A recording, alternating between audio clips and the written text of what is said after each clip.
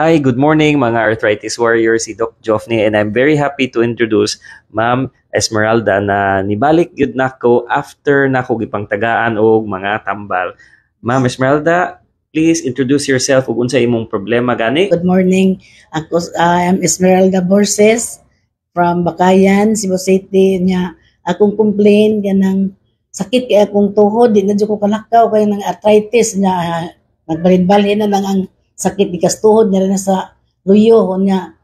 Ni mo to nga nakakita ko sa imong kuan bitaw sa Facebook, na-encourage jud ko nga mo ari gid ko pakita nimo. Nga sa tambal nga imong gihatag nako mga paracetamol o kadtong sa food supplement na ayaw gyud ang akong sakit niya wala say sakit akong tuhod. So mao ni nga akong purpose karon ni balik jud ko sa schedule date na muari ko nimo para mag-report ko nimo nga mo ni akong gibati. So thank you so much. Ang akong pangutana nimo, unsa may ma-advise nimo sa mga nahadlok mo adto sa doktor ng mga pasyente gani? Ang akong i-advise sa kadtong naay mga sakit pareha nako no, ayaw jud mo kahadlok kay sa nang maayo ra jud tong sakit sa panabang ni doktor kay naara gyud ang kasulbaran niya.